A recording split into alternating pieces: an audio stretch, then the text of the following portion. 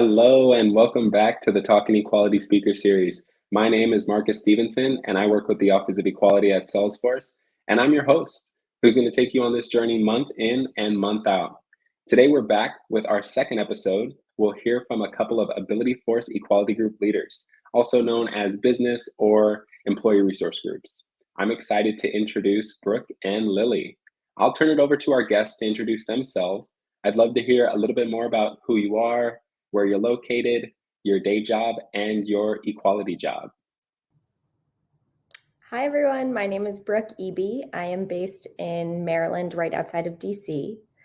During the day, I build out partnerships for Salesforce. So I am an ISV partner account manager, helping to recruit industry partners onto our app exchange. And my business resource group role is that I lead ALSforce, which is a group that lives under Abilityforce. And our focus is really to get Salesforce more involved in the fight to end ALS. And hi, everyone. My name is Lilly Spantidaki. I am Greek based in Ireland.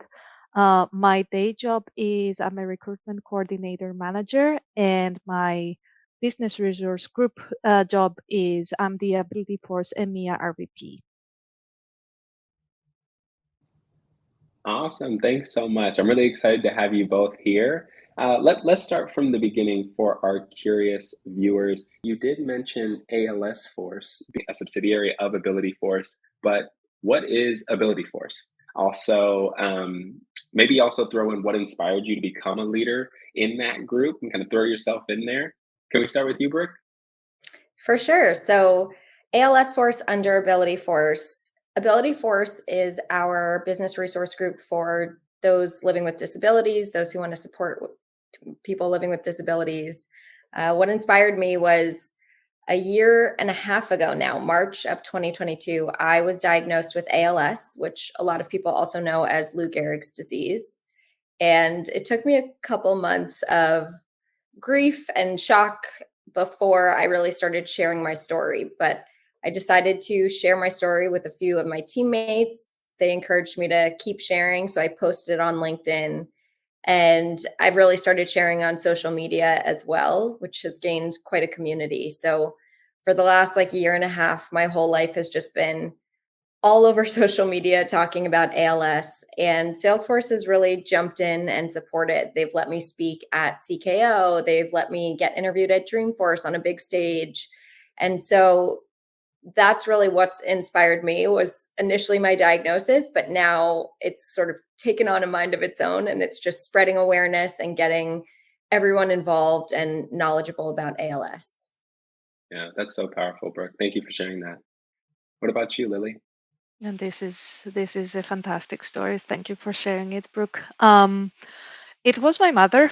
My mother was a certified volunteer back in Greece. She is a certified volunteer back in Greece, and she is specializing with people with disabilities, physical disabilities, people with Down syndrome, and people in, let's say, the harder part of the spectrum.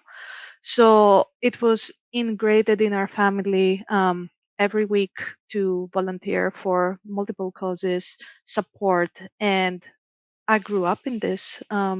It was a driver in our family's ethics and morals, and it's in me.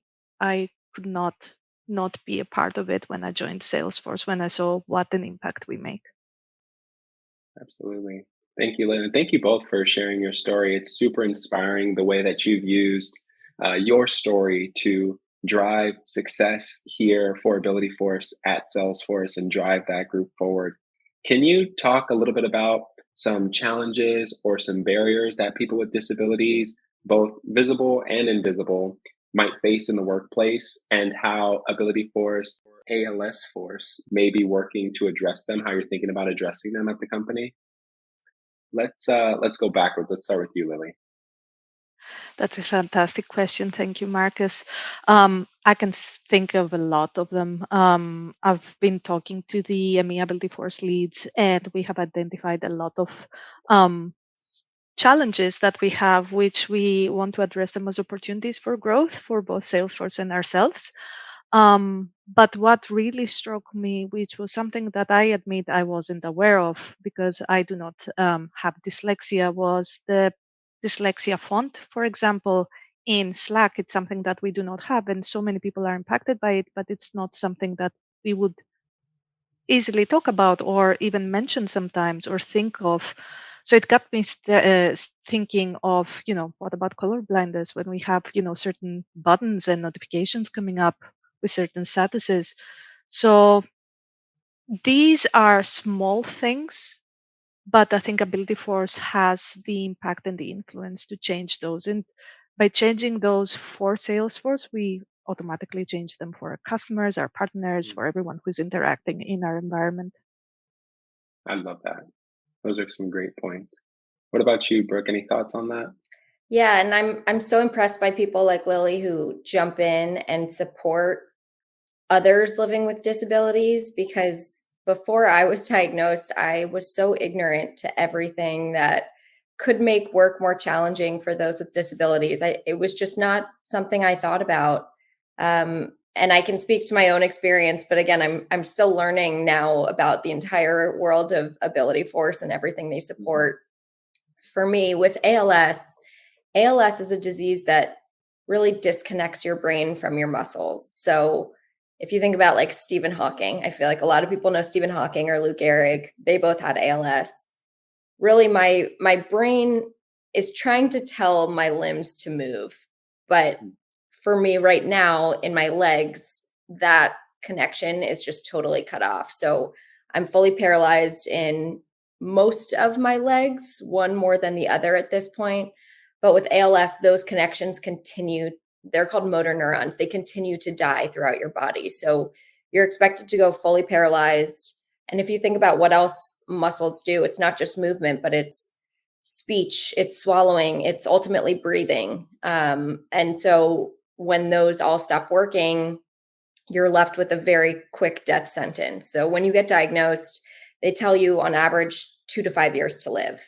I am living at year 5 of symptoms, year 1.5 of diagnosis. So there's outliers, but I certainly don't represent the majority of people living with ALS who are forced with this very fast death sentence. To bring it back to how that affects my work, I am in a wheelchair full time now. I went from being a cane user to a walker to a wheelchair in a matter of 6 months. It was very, very fast. And so my adjustment, I didn't really have time to like mourn each of those steps. I just had to adjust and adjust and adjust. So luckily, once my symptoms started getting bad, Salesforce said, we're going to put you as a remote employee. It's too hard for you to have to go into an office every day. Um, and we're kind of learning as we go from here, because I don't really know what tomorrow can bring. I mean, none of us does, but for me, I'm a little more aware of it probably. And so travel is something that, my manager is always very cautious of with me. She always checks 100 times. Do you actually want to go? Do you need to go? Um, as for the future, when it comes to, losing speech or losing more function, we don't really have a plan for that yet internally. I think it's, kind of uncharted territory, but it's certainly something that, my leadership team has left the door open for. And they're like, we want to do right by you. So just keep us updated with how we can support.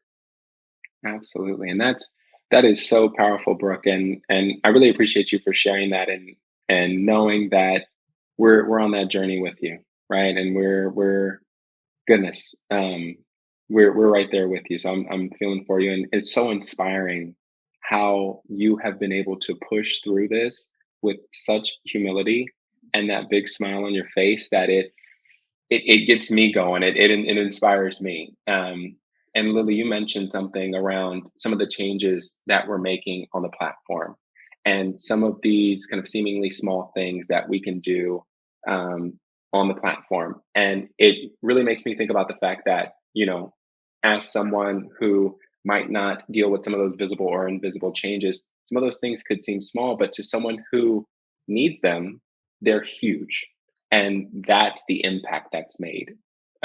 It's huge. I'm curious, what other business resource groups you might have an opportunity to collaborate with? Have you had an experience collaborating or working with another equality group around kind of the pillars of allyship or events or anything like that that you've done in the past? We can start with you, Brooke. Yeah, I feel like I'm sort of new to the world of business resource groups this year because again, I was feeling really shy a year ago, but these days I'm the opposite. I'm probably oversharing with Salesforce at this point.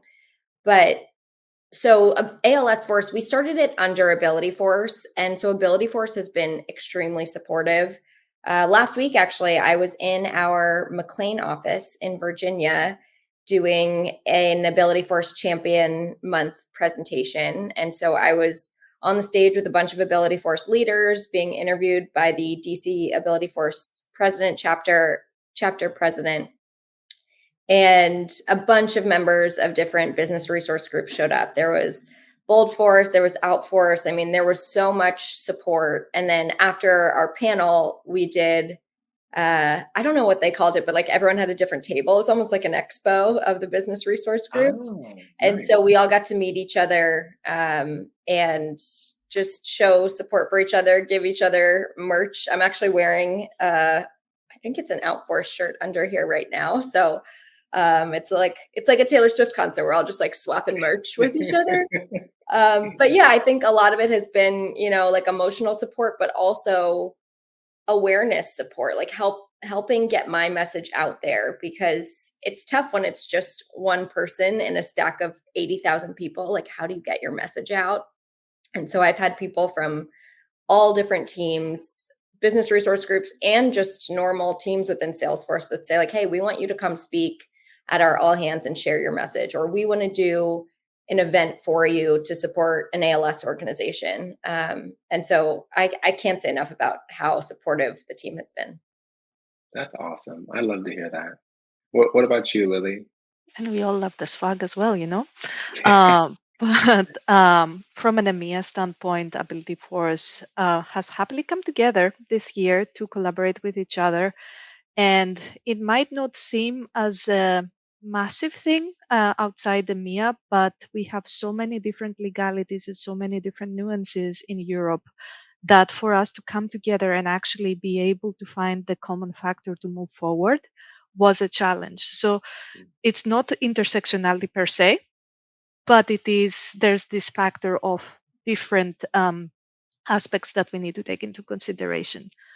Having said that, in Ireland specifically, we collaborate a lot as business resource groups.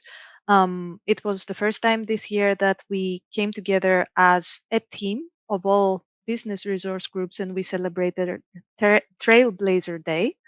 We all had stands, we all had swag, we all had people coming in and out. I don't know how many thousands people walked on the Ohana floor that day, but it made an impact. And now we are looking for our future plans as an intersectional event that we can have of the similar impact.